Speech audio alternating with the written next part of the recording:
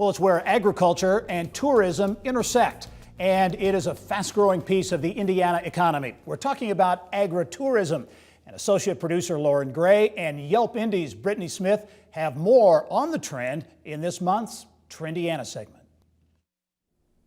Thanks, Gary. That's right. As more and more Hoosiers become interested in how their food is produced, many are going straight to the source.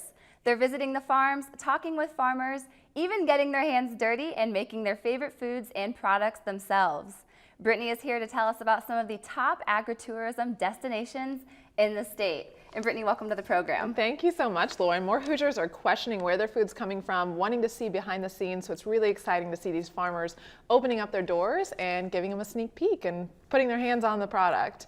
All right, well, let's get straight to our list today. The first one on the list, I think, is a place that comes to the top of our minds for a lot of us Hoosiers, and it is Traders Point Creamery in Zionsville. Yes, they should be. I mean, they are making Hoosiers proud. I was recently actually in the LaGuardia Airport in New York, and I was looking on the shelf, and there was a single serve of their yogurt. So they are really spreading out around the country. They are known for farm tours that you can go, self-serve farm tours, as well as group tours. They have nature hikes right there. You can actually visit and have dinner right on the farm, overlooking the cows and the garden. It's a really beautiful setting.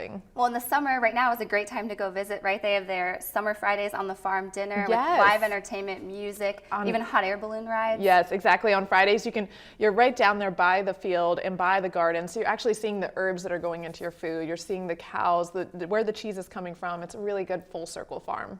Very cool. Okay, next up on our list is Willowfield Lavender Farm in Mooresville. Yes. I've actually been there before. I went last summer for a friend's bridal shower. And it's gorgeous. It exceeded my expectations. I mean, you can walk through the lavender farms, take in the smell of the lavender. It's calming, tranquil. Yeah. And one of the things you had mentioned, I mean, this space is known for being a venue as well as a place for people who just want to stop by and see the fields. I like to think of it as a little bit of France right in southern Indiana, because a lot of people think of France for their lavender fields, but they also have a guest shop where you can pick out, if they want lotions or oils. It's a really cool place to stop.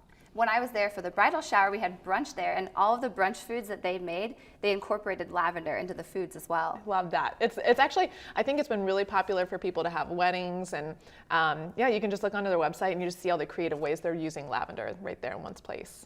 Okay, next up on our list is a shrimp farm in Fowler, Indiana, called RDM Aquaculture. Yes. And when I think of Indiana, I don't usually think of aquaculture. Yeah, saltwater especially.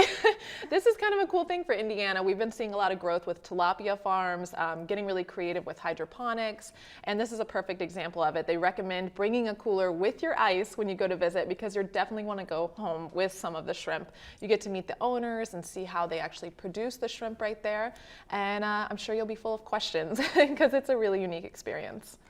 Okay, next up, this place was voted Indiana official best of Bison Ranch. It's Cook's Bison Ranch in Walcottville near Shipshewana. Yes, yes. Cook's is known for being really great for if you're going with a group and you want to check out a place that you get to feed the bison, you get to see them up close. A lot of people know cows and they love cows and cow meat, but the neat thing about bison is it's a little bit leaner, and obviously they're a lot larger, so they're kind of cool to experience, and you get to have a bison burger right there on the ranch.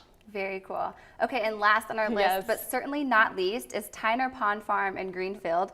And the owner of this farm, Chris Baggett, he's a friend of the show.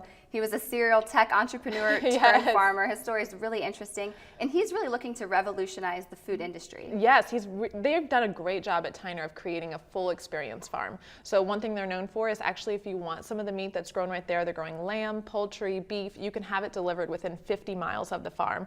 But you can also visit right there and stay overnight in their farm ranch. That's very cool. Well, Brittany Smith, thank you so much for joining us for another segment of Trendiana. Thank you. Gary, back to you. All right, Lauren, thank you. Inside Indiana Business wants to hear about your next move, promotion, or professional award. Our Big Wigs and New Gigs weekly e-newsletter provides the most viewed look at people on the move in Indiana, and it's free. Send your information on your move and a photograph to bigwigs@growindiana.net.